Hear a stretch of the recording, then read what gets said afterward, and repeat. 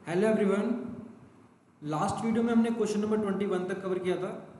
तो आज इस वीडियो में स्टार्ट करेंगे क्वेश्चन नंबर 22 से। तो चलिए स्टार्ट करते हैं हम क्वेश्चन नंबर 22। तो देखिए क्वेश्चन नंबर 22 में क्या कहा गया है। Find the area of triangle P Q R whose vertices are. हमारे पास एक ट्राइंगल है पी क्यू आर जिसके हमें वर्टिसेस दे रखे हैं पी। पी के कोऑर्डिनेट है -5 एंड 7 और दूसरा वर्टिस है क्यू जिसके कोऑर्डिनेट दे रखे हैं -4 और -5 और तीसरा वर्टिस हमारा आर जिसके कोऑर्डिनेट दे रखे हैं 4 और 5। तो सबसे पहले हम एक ट्रायंगल बना लेते हैं। तो ये हमने ट्रायंगल ड्रॉ कर लिया एक पी क्यू आर। ठीक है, इनके कोऑर्डिनेट लिख लेते हैं -5 7 -4 -5 और 4 5। हमें निकालना है area of triangle P Q are. तो देखिए कोऑर्डिनेट ज्योमेट्री के अंदर हम ट्रायंगल का एरिया कैसे निकालते हैं। तो area of triangle P Q are, इसका फॉर्मूला हो जाएगा 1/2 in bracket x1 y2 minus y3 plus x2 y3 minus y1 फिर x3 y2 minus y3। Sorry यहाँ पे आएगा हमारा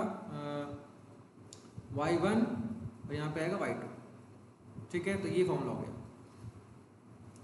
अब हम क्या करेंगे, वैल्यू पुट करेंगे। देखिए ध्यान से, तो जो p के कोऑर्डिनेट उनको मान लेते हैं x1 y1 और जो q के कोऑर्डिनेट उनको मान लेते हैं हम x2 और ये y2 और r के कोऑर्डिनेट को हम मान लेते हैं x3 और y3 और इनकी वैल्यू पुट कर देते हैं फॉर्मूले के अंदर 1/2।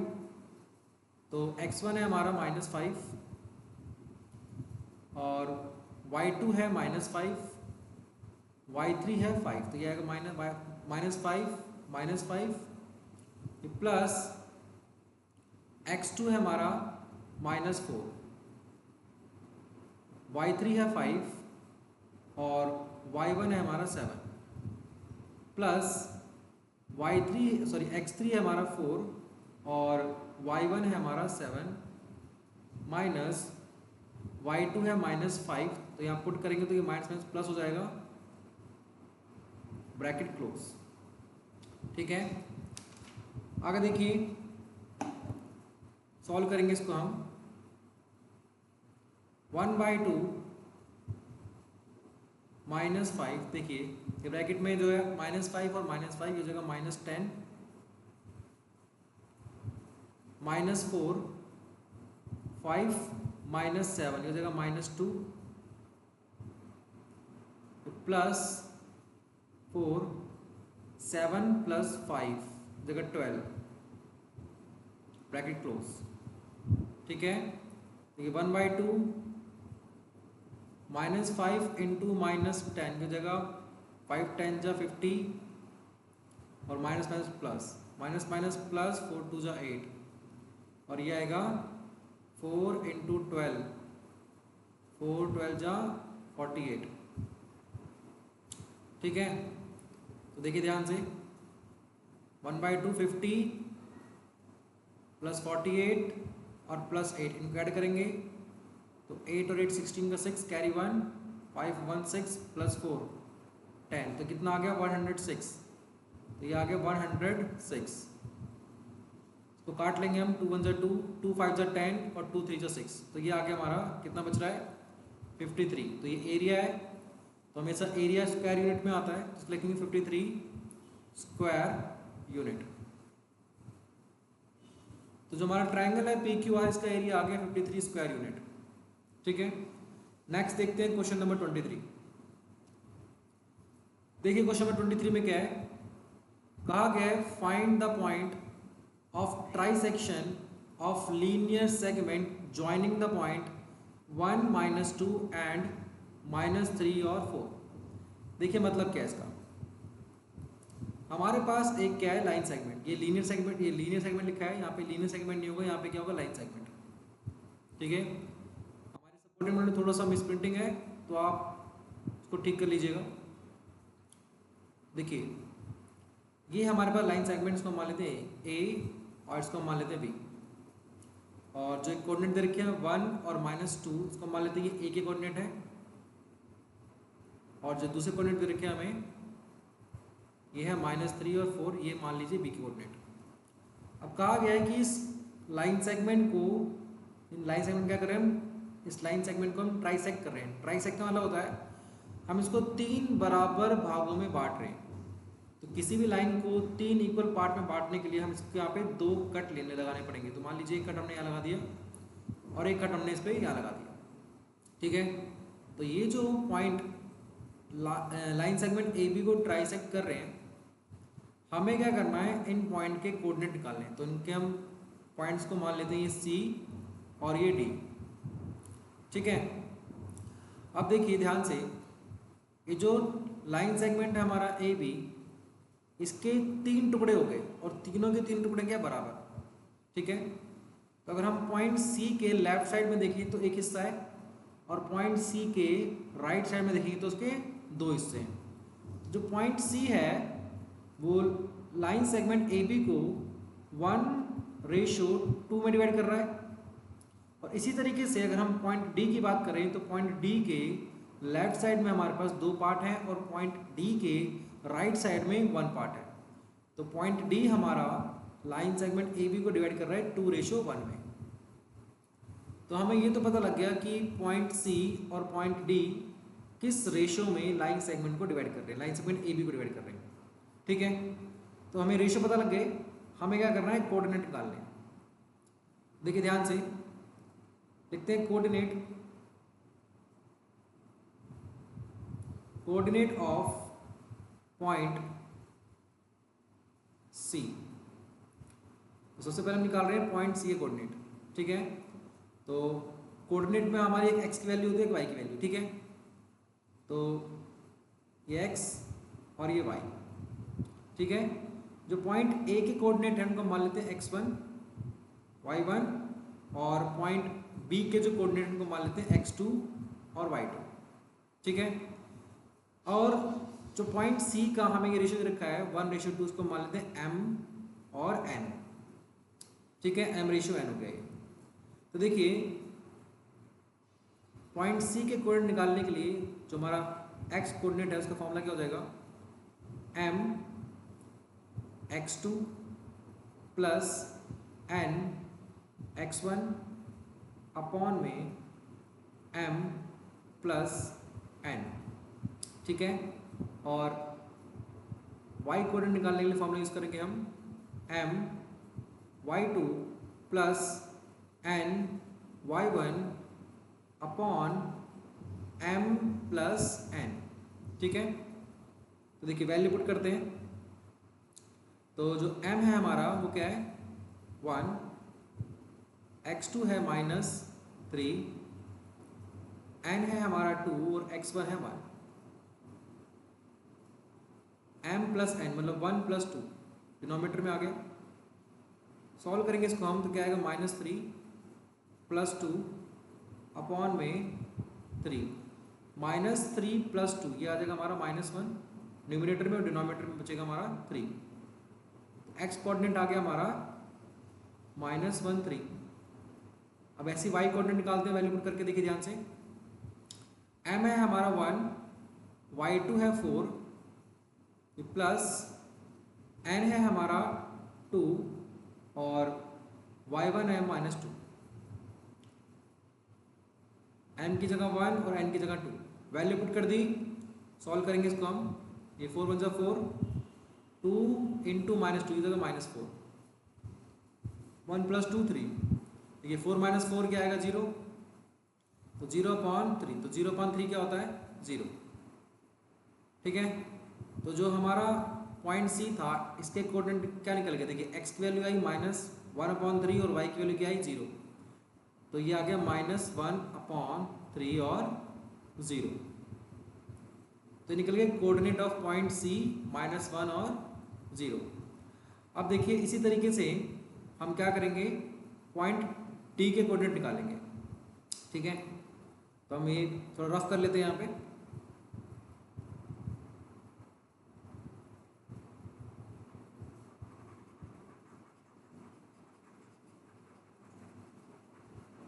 तो जैसे हमने पॉइंट सी के कोऑर्डिनेट निकाले हैं, इस तरीके से हम सेम फॉर्मूला यूज़ करेंगे। ठीक है, और डी के कोऑर्डिनेट हमारे निकल जाएंगे।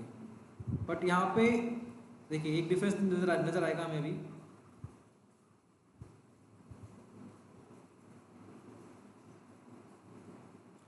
अब क्या निकालना है हमें, कोऑर्डिनेट ऑफ पॉइंट डी। ठीक है, तो जो डी के रेशो है 2:1, इसको हम अब ले लेते हैं m, ये m हो गया और ये n हो गया। ठीक है, हमारा अब चेंज हो गया, ध्यान रखिएगा। अब हम पॉइंट सी की बात नहीं कर रहे, पॉइंट डी की बात कर रहे हैं। तो रेशो क्या हमारा 2:1, और अब इसके कोऑर्डिनेट ले लेते हैं हम। ठीक है, इसको हम मान लेते हैं x डैश और y डैश। ठीक है, तो हम x डैश कैसे निकालेंगे, सेम फॉर्मूला m x2, मगर m हमें अभी ये नहीं रखना, 1 और m रेशो n, हमें क्या यूज़ करना है, 2:1 यूज़ करना है। तो देखिए अब निकालेंगे y डैश और x डैश और y डैश।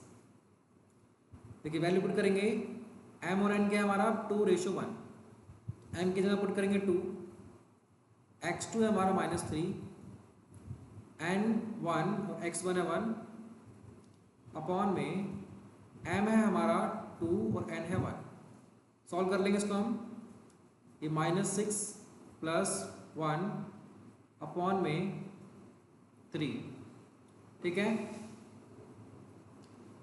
तो सॉल्व करेंगे तो ये आ जाएगा मेरा -6 + 1, ये आ जाएगा -5 अपॉन 3। ये आ गया x डैश, y डैश निकालते हैं, तो y डैश आ जाएगा हमारा, m है हमारा 2, y2 है 4, n है 1 और y1 है -2। ठीक है, अपॉन 2 + 1, 2 4 = 8 और 1 × -2, यह आएगा हमारा -2 और 2 + 1 3, 8 - 2 6, 6/3, सो काटेंगे तो क्या आ जाएगा 2। तो x डैश आ गया हमारा -5/3 और y डैश आ गया 2। तो ध्यान से देखिएगा,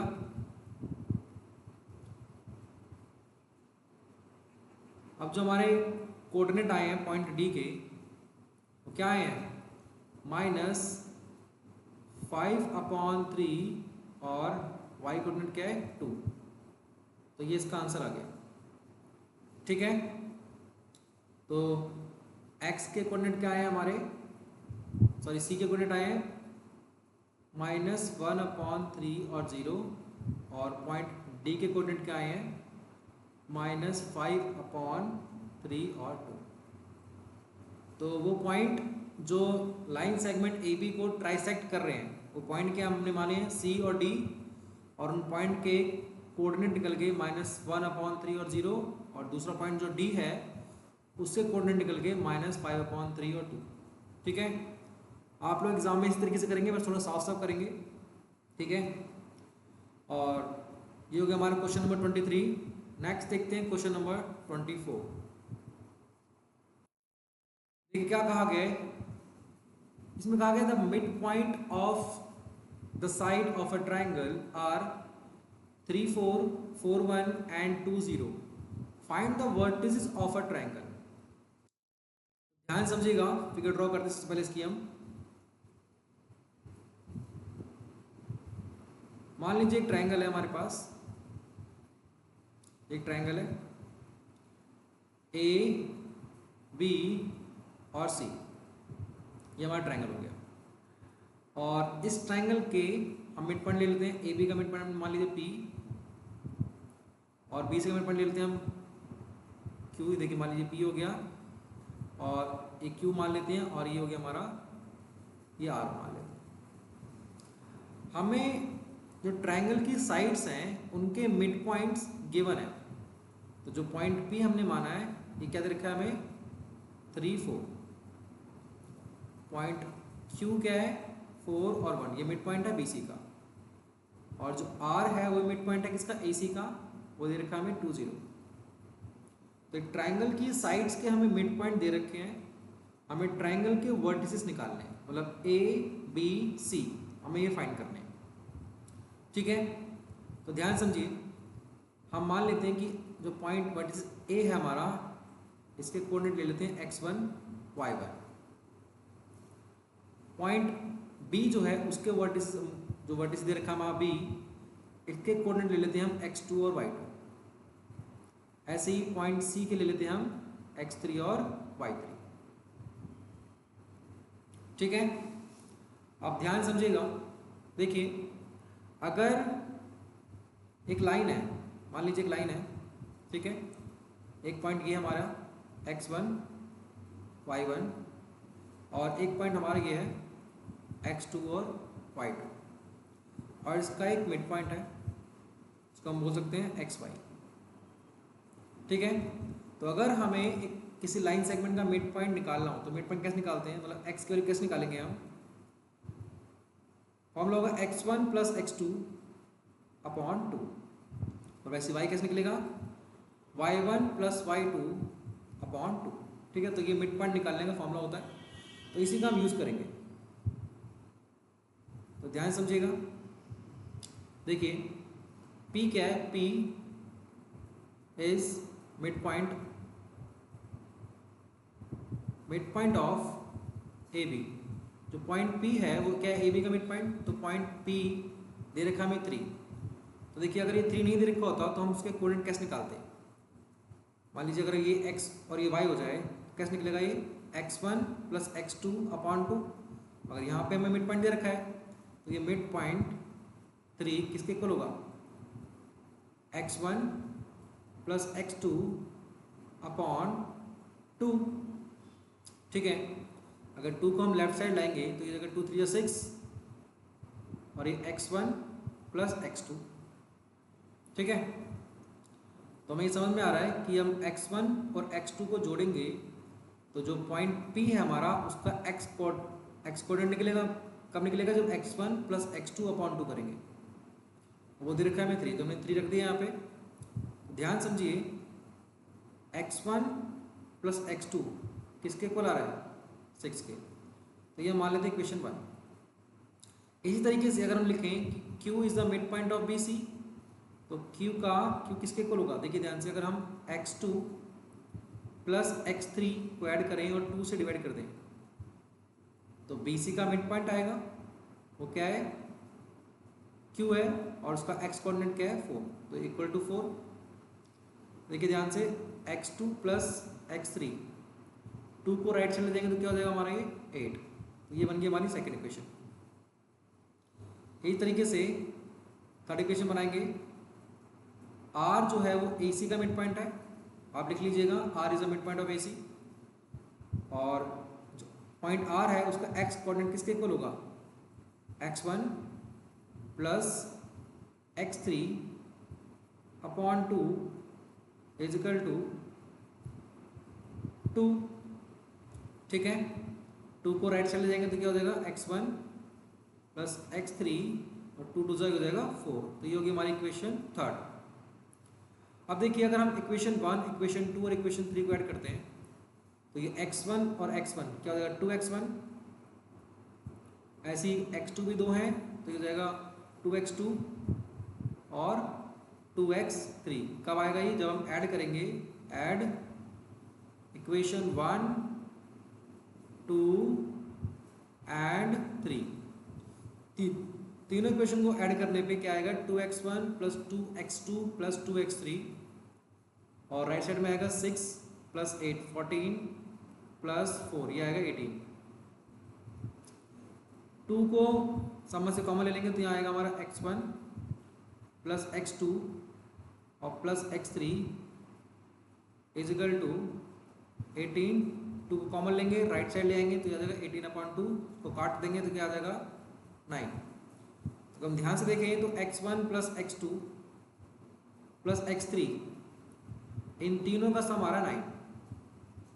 ठीक है, तो x1 plus x2 plus x3 इन तीनों का सम 9 आ रहा है। और अगर हम ध्यान से देखें इक्वेशन 2 को, तो यहाँ पे x2 प्लस x3 का सम दे रखा है 8। तो अगर हम यहाँ पे जो x1 plus x2 plus x3 आए, यहाँ पे अगर हम x2 और प्लस x3 की जगह वैल्यू पुट कर दे 8, देखिए x1 प्लस 8 क्या हो जाएगा, इक्वल टू 9। और यहाँ से जब हम x1 की वैल्यू निकालेंगे तो यहाँ लिख लेते हैं हम। देखिए x1 की वैल्यू क्या निकलेगी, 9 माइनस 8 मतलब 1। तो x1 तो आ गया हमारा 1। अब जो x1 को हम पुट करेंगे इक्वेशन 1 में, हम इक्वेशन 1 में पुट करेंगे x1 की जगह। देखिए x1 की जगह पुट करेंगे 1।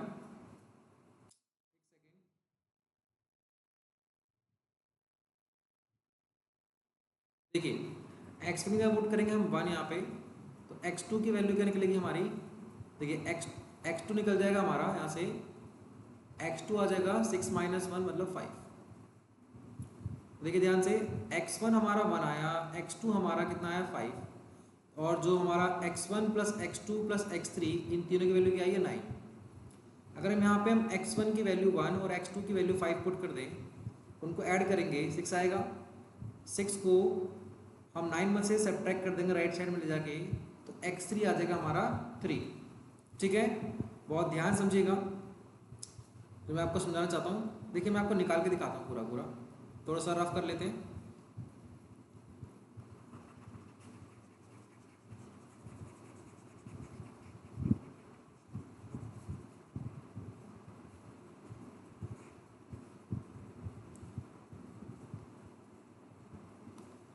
देखिए जो x1 है, x1 प्लस x2 और प्लस x3 इन तीनों का सम हमारा क्या है 9। और इक्वेशन सेकंड को अगर हम ध्यान से देखें तो x2 प्लस x3 इसका सम दे रखा है 8।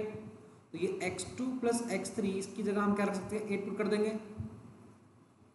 और यहाँ पे क्या x1 और इक्वल टू क्या 9। यहाँ से आ जाएगी हमारे x1 की वैल्यू 9 माइनस 8 कितना आ गया 1। ठीक है, अब आपको समझ में आ गया होगा x1 कैसे निकला है, ये आ गया x1 1।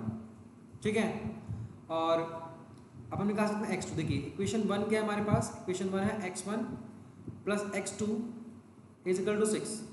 यहाँ पे अगर हम x1 की वैल्यू 1 पुट करें तो यहाँ से हमारा क्या निकल जाएगा, x2 निकल जाएगा। देखिए ध्यान से, x2 is equal to 6 minus 1, तो ये आ जाएगा हमारा 5। x2 आ गया हमारा 5। और देखिए ध्यान से, अगर हम थोड़ा सा रफ कर लेते हैं, या देखिए हम यहाँ पे करते हैं, थोड़ी सी जगह है हमारे पास।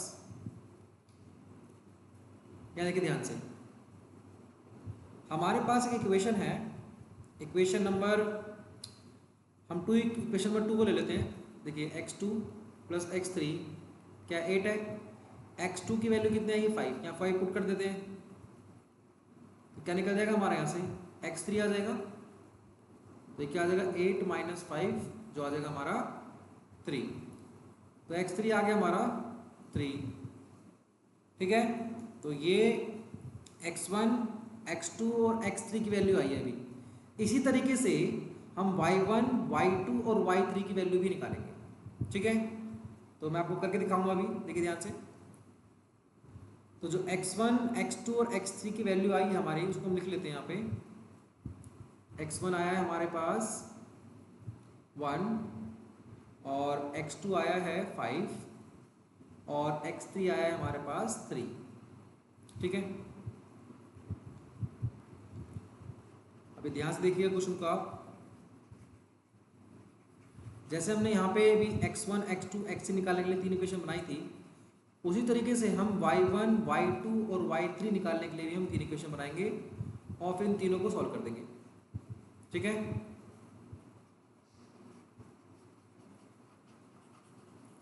क्वेश्चन आपको बड़े ध्यान समझना है क्योंकि थोड़ा इंपॉर्टेंट क्वेश्चन है ये। ठीक है, एग्जाम के पॉइंट ऑफ व्यू से बहुत इंपॉर्टेंट है और इस टाइप के क्वेश्चन एग्जाम में पूछ सकते हैं।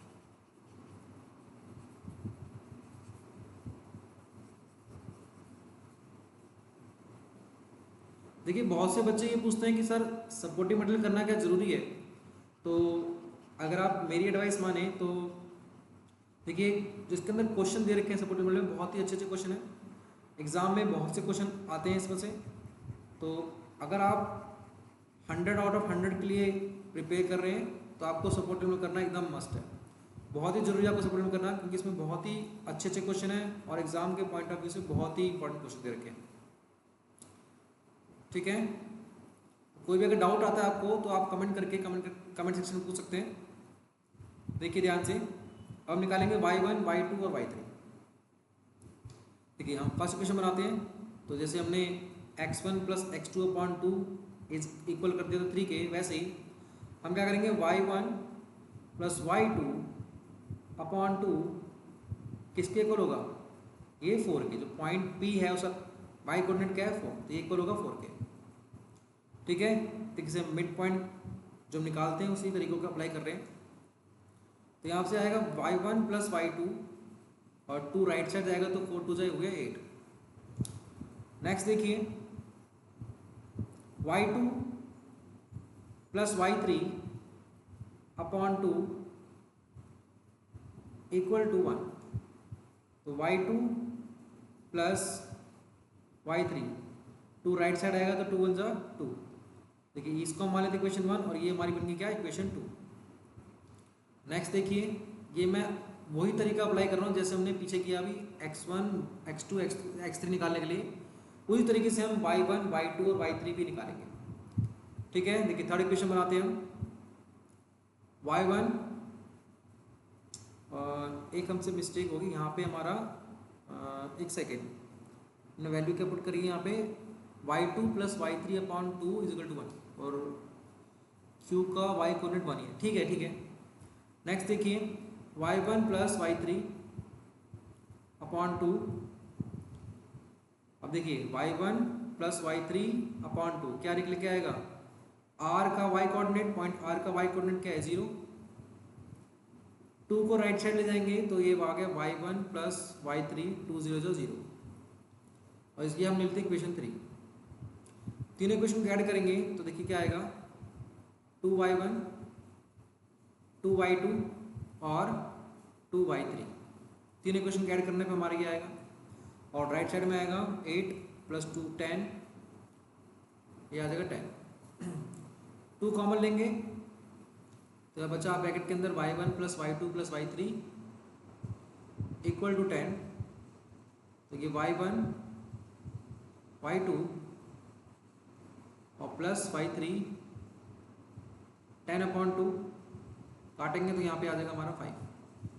तो y1 plus y2 plus y3, देखिए ये आ रहा है हमारा इक्वल टू 5। अब अगर हम ध्यान से देखें इक्वेशन 2 को, यहाँ पे हमें y2 प्लस y3 की वैल्यू देखिए 2 दे रखी है, तो यहाँ पे हम वैल्यू पुट कर देंगे 2 y2 प्लस y3 की जगह। तो यार y1 plus 2 is equal to 5, तो यहाँ से निकल जाएगी हमारी y1 की वैल्यू 5 माइनस 2 क्या आ जाएगा 3। तो y1 आ गया हमारा 3।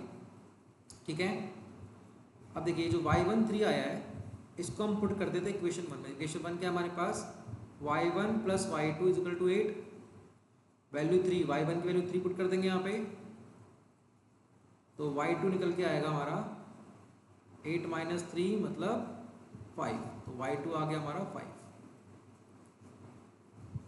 अब देखिए जो इक्वेशन 2 थी हमारी वो क्या था, y2 plus y3 is equal to 2, जो y2 है हमारे उसकी वैल्यू आई है 5। ठीक है, तो y3 निकाल लेंगे हम यहाँ से, 5 को राइट साइड ले जाएंगे, हो जाएगा -5 और प्लस 2, -5 प्लस 2 क्या आ जाएगा हमारा -3, तो y3 आ गया हमारा -3। तो देखिए ध्यान से y1 आया है हमारा 3, तो जो हमारा एक ट्राइंगल है ABC, इसके अंदर वर्टिसेस जो A है उसके कोऑर्डिनेट निकल गए 1 और 3। ठीक है, ये आ गया 1 और 3, और ऐसी जो वर्टिसेस B है इसके कोऑर्डिनेट निकल गए, x2 है 5 और y2 कितना निकला हमारा 5, तो ये आ गया 5 5। ठीक है, और जो वर्टिसेस C है इसके कोऑर्डिनेट निकल गए क्या थे, x3 और y3। x3 तो 3 आया था हमारा और y3 कितना आया -3। तो ये हो गए हमारे ट्रायंगल के 3 वर्टिसेस ए बी सी। ए आया 1 3, बी आया 5 5 और सी आया है 3 -3। तो इस तरीके से हम कर लेंगे क्वेश्चन नंबर 24। आई होप कि आपको समझ में आया होगा। ठीक है, नेक्स्ट देखते हैं हम क्वेश्चन नंबर 25। देखिए 25 में क्या है, कहा गया find the value of X if point A and B lies on the circle whose centre is O. देखिए क्या कहा गया, इसमें कहा गया एक सर्कल है हमारे पास, ठीक है, इसका सेंटर है ओ और कोऑर्डिनेट दे रखे हैं 2 3 और 2 पॉइंट है, एक पॉइंट है ए जो सर्कल के ऊपर ही है और दूसरा पॉइंट है बी वो भी सर्कल के ऊपर ही है। ठीक है, ओ से लेकर ए का डिस्टेंस क्या होगा, रेडियस, और ओ से लेकर बी के डिस्टेंस भी क्या होगा, रेडियस। ए के कोऑर्डिनेट दे रखे हमें 4 3 और बी के कोऑर्डिनेट दे रखे हमें x 5, x और 5। ठीक है, और कहा गया है find the value of x। अगर हम ध्यान से देखें तो AOB क्या है, एक रेडियस, और BOB क्या है, एक रेडियस। तो एक ट्रायंगल के अंदर सारे रेडियस इक्वल होते हैं। तो अगर हम लिखें AO इक्वल टू BO, ठीक है, ये इक्वल क्यों है, क्योंकि दोनों क्या है, रेडियस। तो लिखेंगे रेडियाई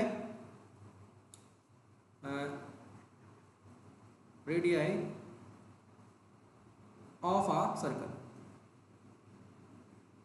ठीक है, दोनों ही क्या रेडियस है। तो अगर हम AO का डिस्टेंस निकालें तो फॉर्मूला क्या होगा, x2 - x1 whole square plus y2 - y1 whole square.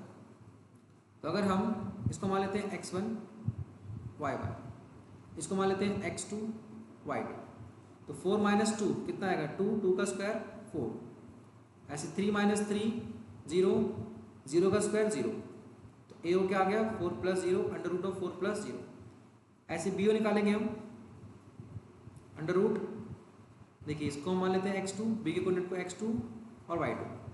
तो अगर हम BO निकालें, O हो गया हमारा x1 y1 और B हो गया x2 y2। तो x - 2, ठीक है, ये बहुत सिंपल है, डिस्टेंस फॉर्म लगा रहे हैं, आप सभी को आता होगा, जिसने NCERT कर रखी है उसको ये चीज़ पता होगी कि हम ये क्या कर रहे हैं। ठीक है, आगे देखिए ये हो गया x - 2 का होल स्क्वायर प्लस 5 - 3, 5 - 3 कितना आएगा, 2, 2 का स्क्वायर। तो ये देखिए दोनों तरफ राइट साइड लेफ्ट साइड दोनों तरफ क्या है हमारे पास स्क्वायर रूट, तो उसको हम कैंसिल आउट हो जाएगा। ये लेफ्ट साइड बचेगा हमारे पास 4 और राइट साइड आ रहा है हमारे पास x - 2 का होल स्क्वायर और ये 2 2 = 4। अब देखिए ध्यान से, राइट साइड भी 4 है और लेफ्ट साइड भी हमारे पास क्या है, 4। तो हम 4 को दोनों तरफ से 4 को काट सकते हैं। ठीक है, तो ये 4 से 4 कट गया हमारा। आगे समझिए ध्यान से, देखिए लेफ्ट साइड आ रहा है 0 और यहाँ आ रहा है हमारा x - 2। ठीक है, ये x - 2 का होल स्क्वायर। तो एक बार हम चेक कर लेते पूरा। देखिए AO कैसे निकाला हमने, 4 - 2, 2, 2 का स्क्वायर 4 आ गया, 3 - 3 ये 0 आ गया, x - 2 ये हमारा आ गया x - 2 का होल स्क्वायर और 5 - 3 ये आ गया 2 का स्क्वायर। ठीक है, अब इसको हम सॉल्व करते हैं आगे। यहाँ पे लेफ्ट साइड बच रहा हमारा 0, राइट साइड में क्या आ रहा है, x - 2 का होल स्क्वायर।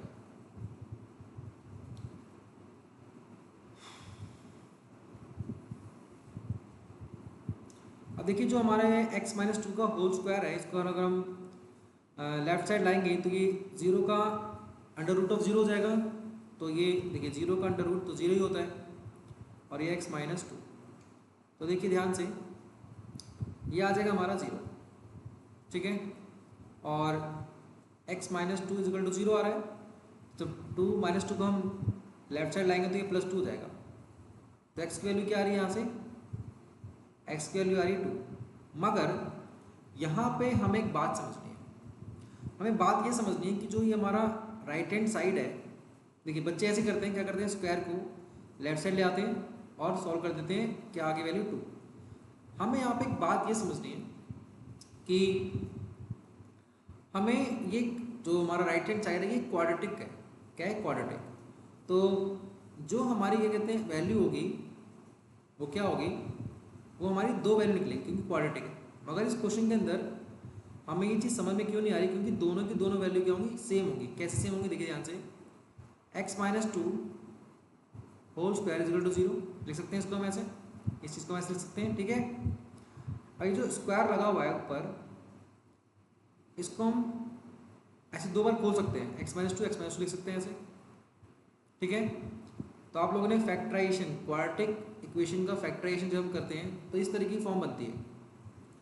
फिर हम क्या करते हैं, दोनों चीज़ों को, दोनों जो फैक्टर बनते हैं, x माइनस 2 एक आया, इसको इक्वेट कर देंगे 0 से, दूसरा भी क्या है, x minus 2 is equal to 0। यहाँ से जो x की वैल्यू आएंगी दोनों की दोनों क्या आ रही है, 2, दोनों ही क्या आ रही है, 2 आ रही है। तो हमें ये बात समझनी है यहाँ पे कि हमें इस मेथड को अप्लाई करना है जो मैंने यहाँ पे किया है अभी क्वेश्चन करते टाइम। ये चीज़ आपको नहीं करनी, इस तरीके से मत करना, बहुत से बच्चे ऐसे करते हैं, इसको मत करना, आप इस मेथड को अप्लाई करना, ये ज़्यादा बेटर है, ठीक है। तो जो हमारी x की वैल्यू है उस इस क्वेश्चन के अंदर आ रही है 2, ठीक है। तो ये हो गया हमारा क्वेश्चन नंबर 25। आगे के क्वेश्चन हम नेक्स्ट वीडियो में देखेंगे। Okay, thank you. अगर आपको कोई भी डाउट आ रहा है तो आप कमेंट सेक्शन में कमेंट करिए, और आपको अगर कुछ अलग क्वेश्चन पूछने हैं तो आप उन क्वेश्चन कोई पूछ सकते हैं, मैं आप उसकी एक सेपरेट वीडियो बना के उसका सोल्यूशन डाल दूँगा।